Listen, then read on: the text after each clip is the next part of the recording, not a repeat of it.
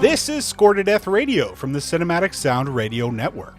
I'm J. Blake Fichera, and I'm the author of the Score to Death books, which feature detailed interviews with 30 of horror's greatest composers. I'm also the host of Score to Death, the podcast, which features audio interviews with several more fantastic composers, and can be found just about everywhere you listen to podcasts. Today we have another very special episode, as we continue our exploration into the music of one of horror's and Italy's most influential bands, which also happens to be one of my favorite bands of all time, and one of the main inspirations for my first Score to Death book. Of course, we are talking about Goblin. On the last two episodes, we took a deep dive into the band's early days, and covered their soundtracks from 1975 through 1979. Playing music from Deep Red, Suspiria, Dawn of the Dead, Patrick,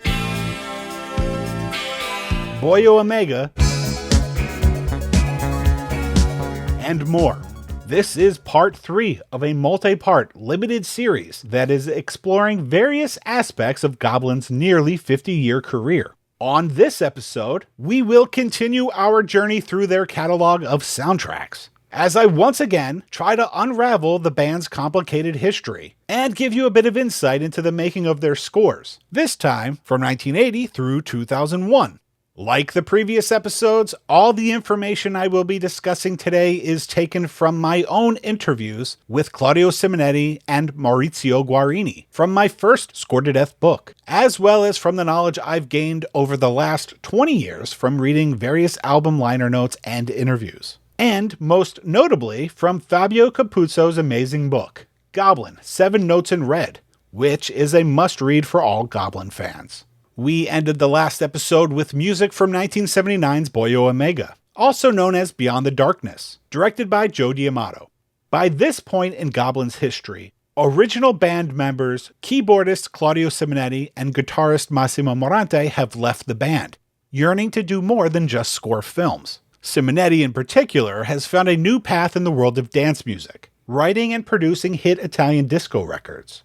Carrying on the Goblin name while scoring 1978's Patrick and 1979's Boyo Omega, bassist Fabio Pignatelli and drummer Agostino Morangelo brought in guitarist Carlo Panisi, and asked former Goblin keyboard player Maurizio Guarini to lend a hand, who accepted the invitation, but only as a session player and not as an official band member.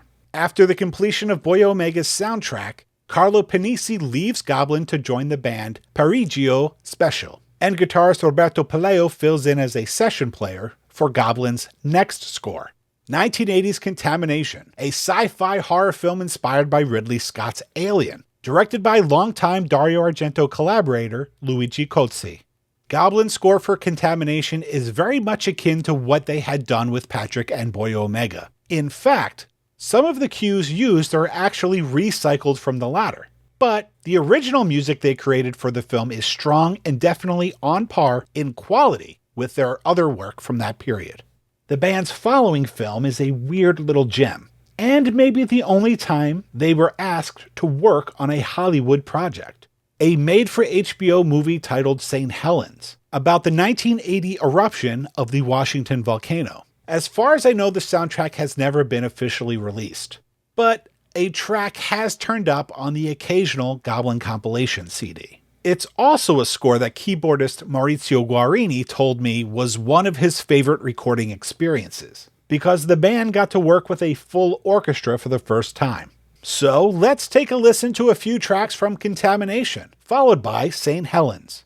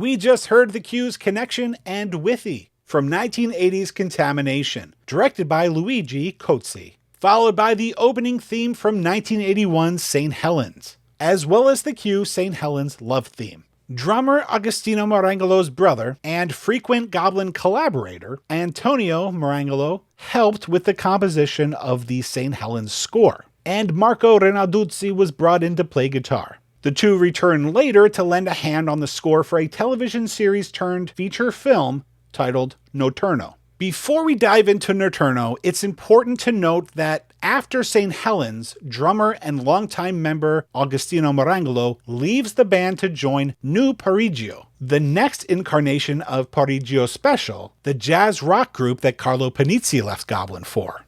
Now, keep in mind that at this point, Marangolo and Pignatelli are contractually the only two members of Goblin, making Marangolo's departure potentially catastrophic for the future of the band and its brand. But Pignatelli has the foresight to keep the name alive, and makes an arrangement with Cinevox Records and its head Carlo Bixio to keep using the name. So, for all intents and purposes, starting around 1981, Fabio Pignatelli is Goblin. Generally speaking, and especially here in the United States, I think Claudio Simonetti is widely regarded as the head of Goblin and their main creative voice. But the truth is, like any group, it really has always been a collaboration. But if we need to single out one member as the Goblin, I personally will always point to Pignatelli. And that's not to take anything away from Claudio. I love Claudio and his work, both with Goblin and outside of the band. I've interviewed him, I've hung out with him. He's quite literally one of my favorite musicians and composers of all time, and one of my main inspirations to write the first Score to Death book. But Fabio Pignatelli was the only constant voice, both as a musician and composer, and he kept Goblin alive. And the music that he created both as part of Goblin and quote-unquote as Goblin proves that he really was and is not just a great bass player, but also a fantastic composer. But I digress. For the band's next project, Pignatelli assembles a group of musicians featuring several previous Goblin members and collaborators, including Maurizio Guarini, Antonio Marangolo, and original Goblin drummer Walter Martino, and dives into a non-soundtrack pop album called Volo. But while working on Volo in 1981, he is asked to score a spy-oriented television series called Notturno. He, Maurizio Guarini, and Antonio Marangolo composed the score, with Derek Wilson filling in on drums and Marco Renalduzzi returning on guitar. The show runs for 7 episodes, and from what I've read, doesn't actually air until 1986, while a feature film version of it premieres in theaters in 1983. Let's hear a couple of tracks from 1983's Notturno.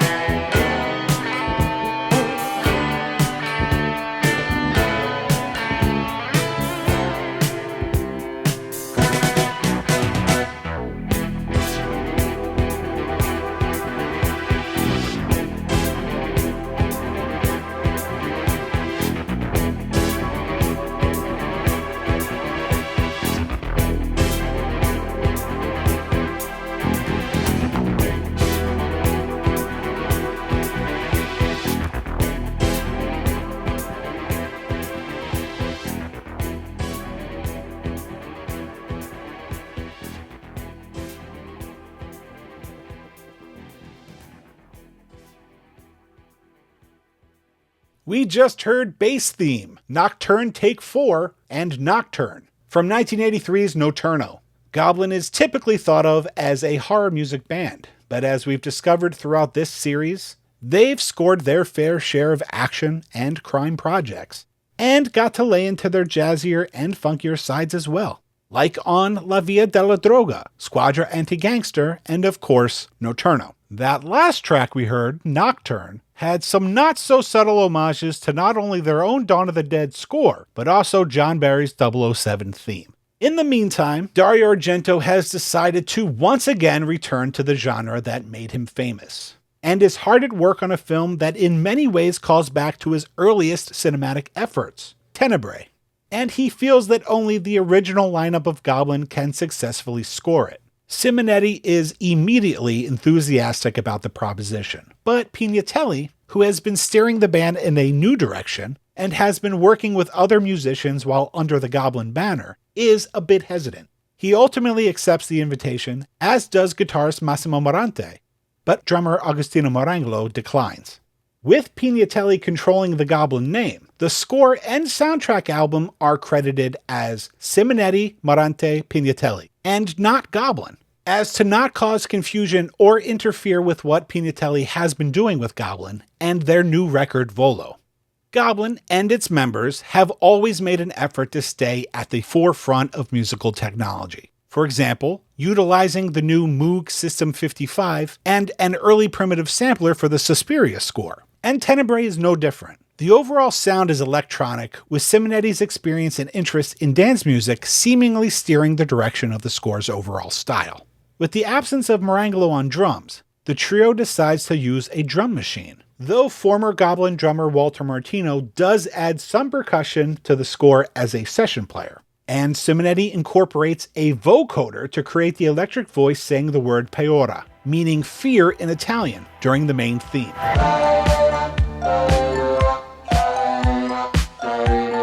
Simonetti had used the vocoder a few years earlier in a song that he wrote and produced for the musical group Easy Going, called Baby I Love You. Oh, baby, I love you.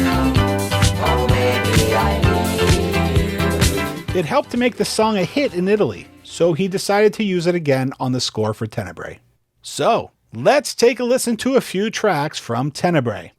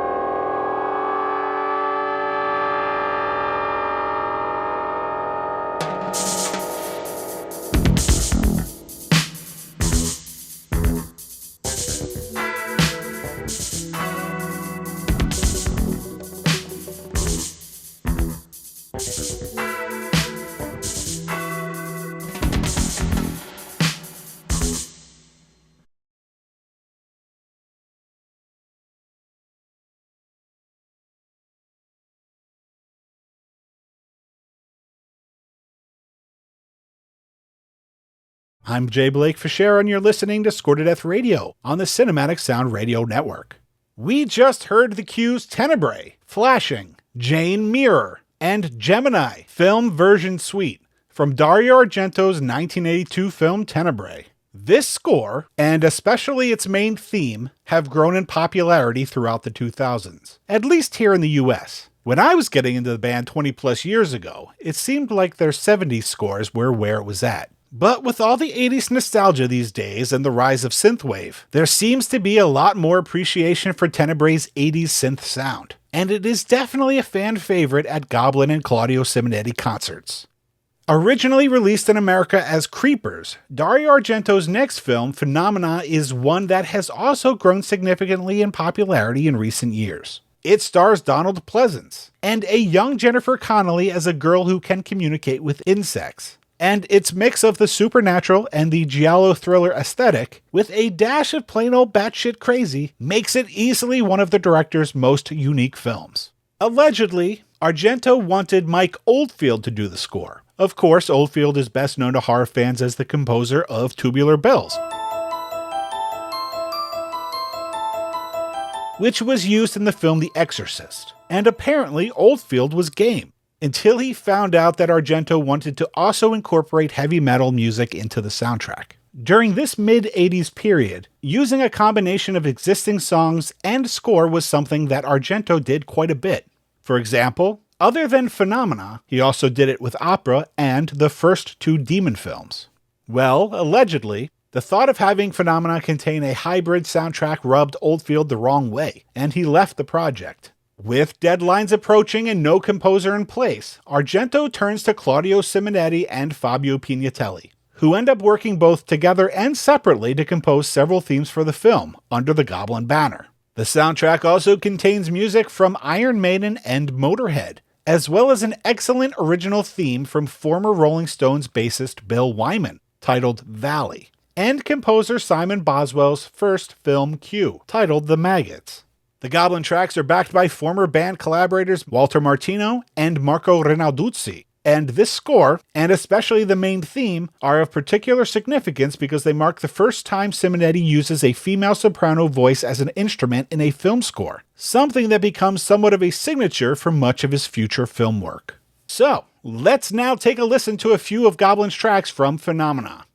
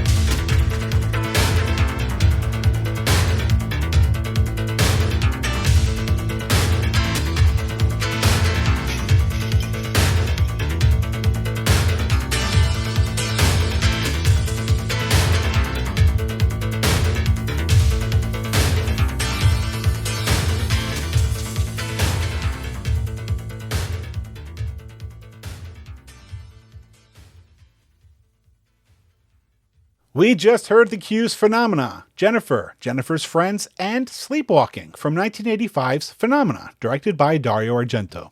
As I mentioned earlier, Simonetti and Pignatelli did not compose all of the cues together as a team. Of the cues we heard, Simonetti composed the main Phenomena theme, Pignatelli composed Jennifer, and they collaborated on Sleepwalking and Jennifer's Friend.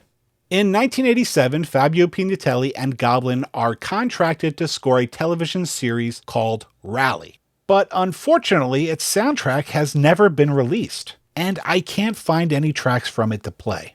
Their next project, however, is a favorite of mine.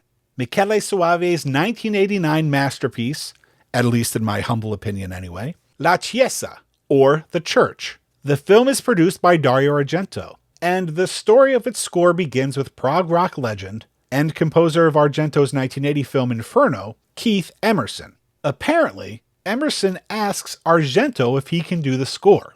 Excited, Argento and Soavi accept the request, only to later be disappointed by the demos Emerson creates for the film's themes. Instead of firing Emerson, Argento and Soavi decide to use a few of his cues and turn to Fabio Pignatelli for help, asking him to also contribute to the score. Pignatelli agrees, and while under the Goblin moniker, decides to work totally alone, using keyboards and computers to craft a selection of electronic cues, and one of my personal favorite Goblin main themes. In the end, the film score ends up being made up of original music by Emerson and Pignatelli as Goblin, as well as some music by Simon Boswell, and a couple of pre-existing tracks by Philip Glass. Which is not surprising because Soavi used Glass as an example of the kind of music he was looking for when originally discussing the score with Pignatelli.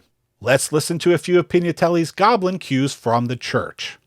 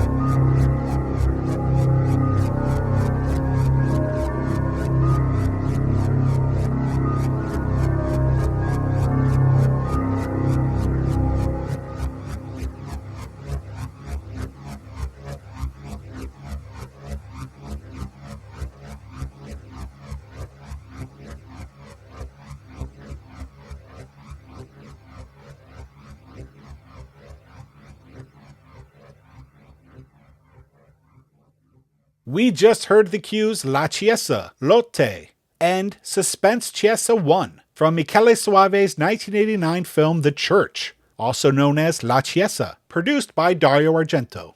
1989 and The Church mark the end of a chapter in the story of Goblin, and for a while it looked like the final chapter. The various members of the band went their separate ways. Most notably, Claudio Simonetti became a successful film composer in his own right, working on films by some of Italy's most beloved exploitation genre filmmakers, such as Lucio Fulci, Enzo G. Castellari, Ruggero Deodato, Umberto Lenzi, Lamberto Bava, and Dario Argento. There were talks of possible Goblin reunions over the years, like for Dario Argento's 1994 film Trauma, for instance.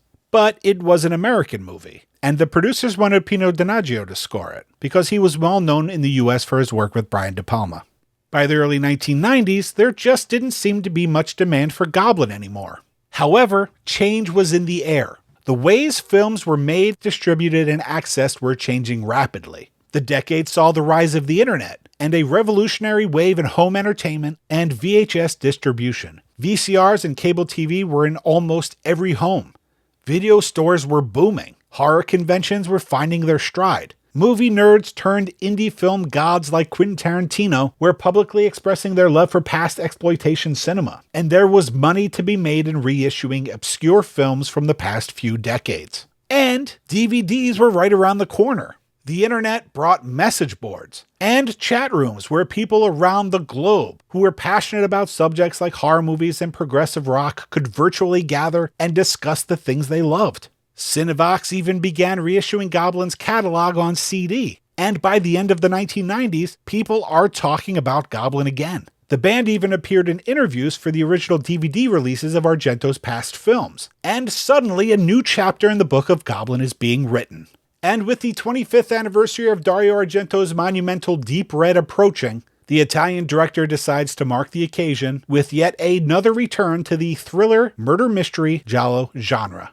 Now, on a side note, you've heard me say that he returned to giallo and breathed new life into the genre that made him famous, etc., a lot throughout this series. And I know that by now I must sound like the boy who cried wolf, but he did. He basically did it at least once every decade, and when he did it, it was usually a pretty big deal. So, the year's 1999. The anniversary of Deep Red is approaching, and Argento has written a script for a new film titled Non ho sono, also known as Sleepless, that will once again take him back to his roots. He will shoot the film in Turin, Italy, where he shot Deep Red, and he even adds Deep Red alumni Gabriele Lavia to the film's cast of actors. While attending a film festival in Spain, Argento tells Claudio Simonetti about his new film.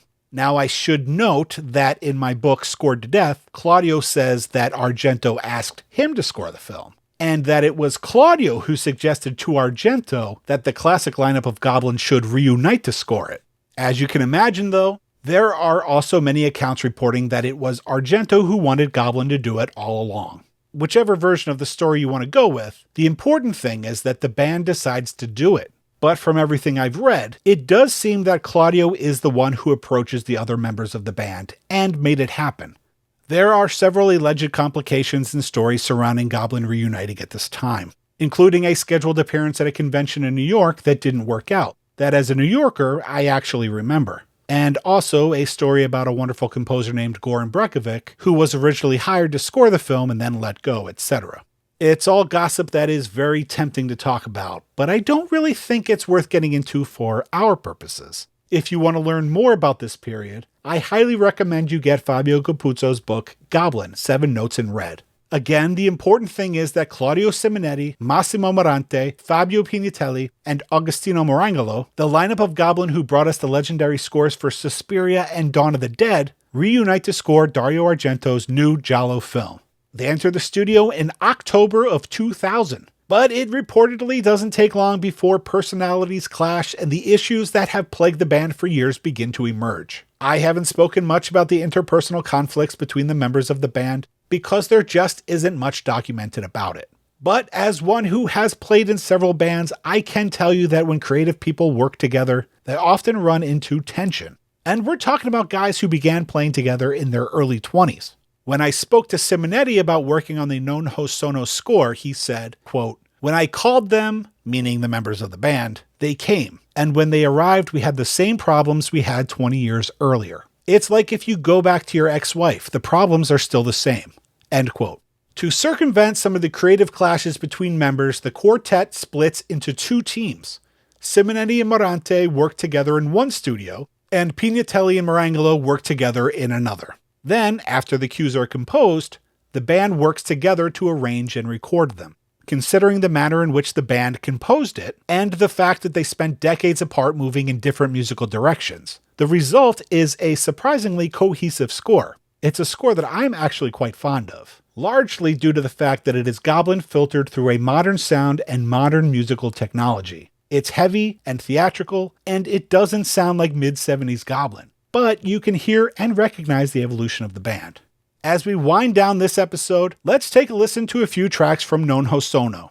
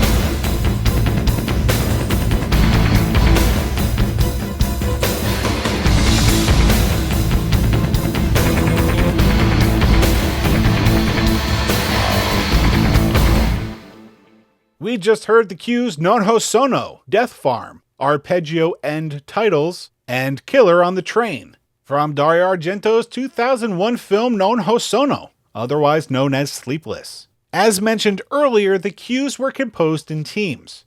From what I can tell, Simonetti Morante composed the cue Non Ho Sono, while Pignatelli and Marangolo did Killer on the Train. But there isn't much info about the other cues I played. If I had to guess, I'd say that Simonetti Morante also did Death Farm, while Pignatelli and Marangolo did Arpeggio and Titles. But I really don't know for sure. I'm just guessing from the way they sound. Anyway, this marks the last time that this lineup of the band recorded together. And though I usually say never, I have a feeling that it is probably pretty unlikely that Simonetti will ever record with the other members again. Since 2001, interest in the band has skyrocketed. 2005 saw Morante, Pignatelli, Marangolo, and former Goblin keyboardist Maurizio Guarini reunite for a non-soundtrack album titled Back to the Goblin. And just in this past decade, we've seen countless Goblin soundtrack reissues, and several different incarnations and combinations of the band touring throughout Europe, the United States, and Japan. We may get into all of that in a future episode, we'll see. But unfortunately for now, we're out of time.